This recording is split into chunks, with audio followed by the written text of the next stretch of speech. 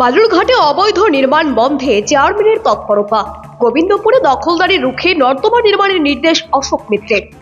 জানা গিয়েছে, গোবিন্দপুর এলাকার শ্যামল মহন্ত নামে এক ব্যক্তি এদিন সকাল থেকেই চকভেকু দাঁড়াল রুট সংলগ্ন ফুটপাতের বেশ কিছু অংশ দখল করে মাটি ফেলে নির্মাণ কাজ চালাচ্ছিলেন।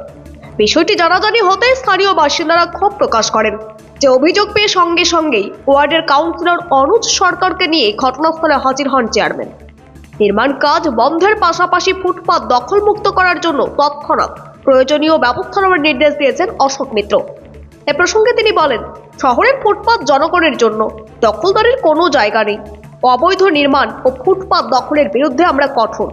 জনগণের সুবিধার্থে দ্রুত নিকাশি ব্যবস্থা উন্নত করতে এখানে নর্দমা নির্মাণও হবে। পুরসভার এমন পদক্ষেপে খুশি স্থানীয় বাসিন্দারা। তাদের মতে এই ধরনের অবৈধ কাজের বিরুদ্ধে প্রশাসন যে দ্রুত ব্যবস্থা নিচ্ছে তা প্রশংসনীয়। তবে ভবিষ্যতে এমন ঘটনা আটকাতে প্রশাসনের আরও সক্রিয় হওয়া উচিত। অন্যদিকে অভিযোগ ওঠা ব্যক্তি শ্যামল মহন্তের দাবি, তিনি শুধু সাময়িক কাজ করছিলেন। পুরসভার নির্দেশে সমস্ত কাজ স্থগিত রাখবার নির্দেশ দেওয়া হয়েছে। যদিও স্থানীয় বাসিন্দারা এই দাবি নস্যাৎ করে বলেন, এটি সম্পূর্ণ পরিকল্পিত দখলদারি। এদিন পুরসভার এই পদক্ষেপ গোবিন্দপুরের ফুটপাত ও পরিবেশ রক্ষায় কতটা কার্যকর হয় সেটাই এখন দেখার বিষয়। এসেছিলেন, কি দেখলেন, এখানে কি খবর পেয়েছিলেন?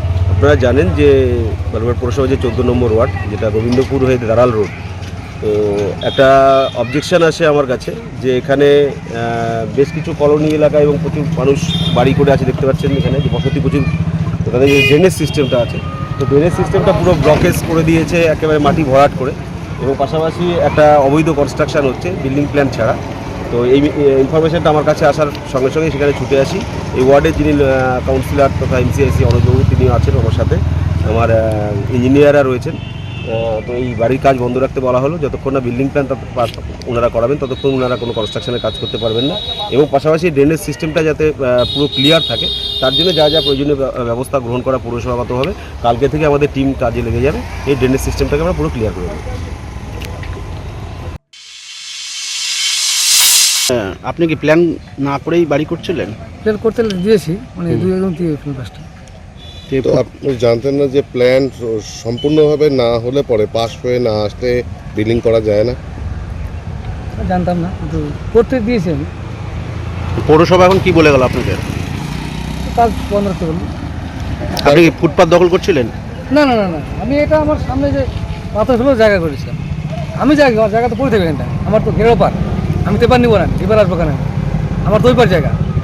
মাটি অনেকটাই ফেলা হয়েছে দেখলাম। মাটি ফেলতে ভিতরে লাগে, মাটির ভিতরে নেবো আমরা সামনে। কি বললেন চেয়ারম্যান এসে আপনাকে? মাটি এখন সরাতে বলল, ওটা দিতে বলুন।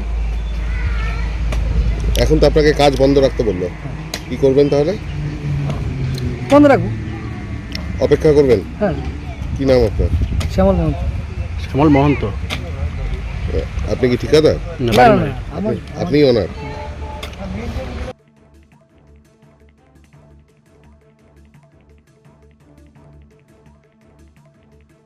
দক্ষিণ দিনাজপুর থেকে সীমান্তের কথার বিশেষ রিপোর্ট।